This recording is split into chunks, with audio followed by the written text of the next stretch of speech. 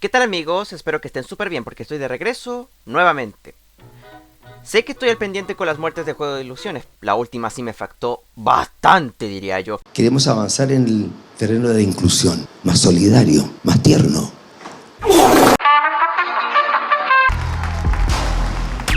Pero aquí les traigo un video que quise hacer desde que entré a la educación superior. El derecho constitucional. Una materia que pocos comprenden debido a su historia y complejidad. Igual me imagino que lo vamos a pasar muy bien, ¿verdad?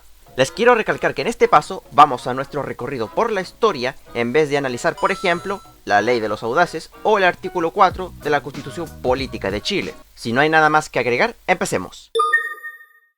Durante la época en que las instituciones de Castilla seguían viendo y analizando lo que pasaban con sus virreinatos en América, Europa no dejaba de llamar la atención debido a sus constantes guerras, y aún más con el tema del derecho internacional clásico. Tuvimos que pasar de esto para llegar por fin al trío que formaron el contractualismo más un personaje importante. Pero, antes de analizar sus ideas, vamos a retroceder un poco en el tiempo, y nos vamos directamente al Reino de Gran Bretaña de 1685. En ese año gobernaba Jacobo II, el último de los monarcas en ser católico. ¿Pero qué tiene que ver que sea católico? Porque en ese entonces la religión era un tema dominante, y los súbditos de su gobernador eran la mayoría protestantes. Considerando también que la Revolución Gloriosa de Inglaterra tuvo como lazo fuerte los sucesos que ocurrieron durante la Guerra de los 9 años.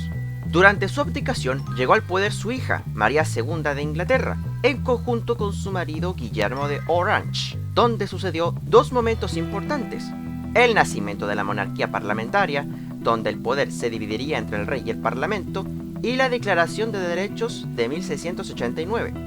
Esta última es la más importante porque en esa declaración abre el telón de las tres declaraciones modernas del derecho, como la Declaración de Independencia de los Estados Unidos, la Declaración de los Derechos del Hombre y del Ciudadano y, la más trascendental, la Declaración Universal de los Derechos Humanos. Todas estas revoluciones, en especial la francesa, que dio inicio a la etapa contemporánea, tienen sus antecedentes en los escritos de ambos contractualistas. Bueno, para los que dicen de qué trata realmente el video si no es el derecho constitucional, la respuesta es que en esta materia tiene su formación en los textos de los contractualistas, y producto de esto nacen las revoluciones de corte liberal y antimonárquico absoluto, en conjunto por supuesto con la independencia de los Estados Unidos. Dicho esto, vamos al siguiente punto. Como ya hemos visto los tres antecedentes históricos del derecho constitucional, vamos a recorrer las ideas de los tres contractualistas, más uno, Laixi de Benastre el último, para sacar a la luz los deberes que tiene un Estado moderno en diferentes ideas, con el resultado de nuestros actuales Estados nacionales. Thomas Hobbes, un influyente filósofo inglés del siglo XVII, abre el telón, mostrando el libro El Leviatán. Habló de que la naturaleza humana del individuo está en un estado de guerra de todos contra todos, con su frase "el hombre es el lobo del hombre". Políticamente hablando, propone un estado absolutista como remedio para el caos interno, como una guerra civil, por ejemplo. Para que el Estado defienda a su población, la sociedad se une y crean un contrato social, para que ese gobierno les garantice la paz y seguridad, perdiendo elementos importantes para toda persona, como la libertad y sus derechos. El término contrato social sería utilizado para los dos contractualistas que en general lo ocupamos para hacer referencia al acuerdo que tiene el Estado con sus compatriotas. Sigamos. Como Hobbes propuso en todas sus bases un Estado absolutista para proteger a sus ciudadanos perdiendo sus derechos, para Locke no pensó casi lo mismo, pero agarró el término recién mencionado en su libro Dos tratados sobre el gobierno civil.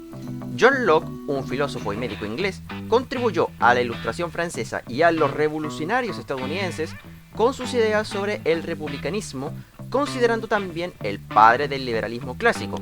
Entre todos sus textos estaba el libro Dos tratados sobre el gobierno civil. En él aboga las libertades civiles y de que un gobierno debe respetar los derechos esenciales de la sociedad, pero en caso de que ese gobierno los infrinja, el pueblo tiene el derecho a manifestar en contra de ese Estado. Básicamente es la cúspide del liberalismo político, en contra del absolutismo que propuso Hobbes.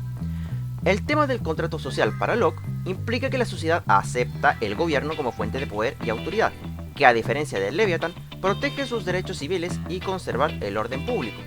En términos de poder, John estaba consciente de la corrupción política de la época, por lo que propuso 3 poderes: el poder legislativo, que es para él el más principal, el poder ejecutivo y el federativo. Quédense con este dato que pronto será importante. Después de ver a Hobbes y Locke, pasamos a Rousseau, que aboga por un Estado democrático.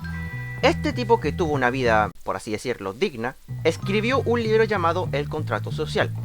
En ella abarca mucho el papel de la voluntad popular de los civiles, estando en contra de las monarquías absolutas, proponiendo, entre otras formas, que el pueblo elija a sus representantes y que la democracia directa es la más legítima. En términos de la naturaleza humana, Rousseau dijo que los humanos nacen libres e iguales, por tanto nacen buenos, pero es la sociedad que los corrompe, para luego ser encadenados por diversas restricciones. Todos ellos comparten un punto en específico sobre de cómo se debe formar el Estado, porque de todas sus ideas nacieron los poderes que actualmente conocemos.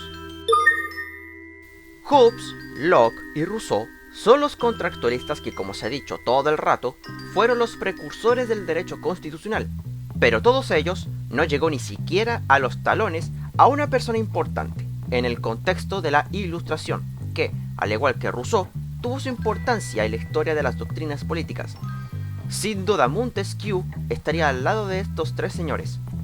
Charles de Secondat, mejor conocido como Montesquieu, fue un jurista y filósofo francés, que contribuyó en sus textos, entre ellos, el espíritu de las leyes, los derechos orgánicos del gobierno. ¿Se acuerdan de los 3 poderes del Estado creados por Locke? Bueno, Montesquieu, en cambio, sintetizó la separación de poderes en su libro, El espíritu de las leyes, recién mencionado, y que ahora está compuesto de la siguiente manera: el poder ejecutivo, el poder legislativo y el poder judicial. Literalmente, aunque ha sido el video más aburrido del canal, me imagino, al menos sabemos el nacimiento del Estado, y más de nuestros derechos y deberes. No cabe duda que Montesquieu, al ser un personaje importante que está en los libros de la historia universal, no ha tenido el reconocimiento que se merecía. Por lo tanto, es un contractualista que, al igual que los 3 mencionados, Hobbes, Locke y Rousseau, este último en particular, logró redefinir el papel de la entidad suprema de cada país, que daría paso a la Revolución Francesa, entre otras revoluciones de corte liberal como la de 1848, pero eso es otra historia. Si te gustó el video y si quieres que yo siga haciendo este tipo de contenido, te invito a suscribirte al canal y dejar tu pulgar arriba, ya que con eso puedo realizar trabajos así. Nos vemos hasta la próxima, LJ, adiós.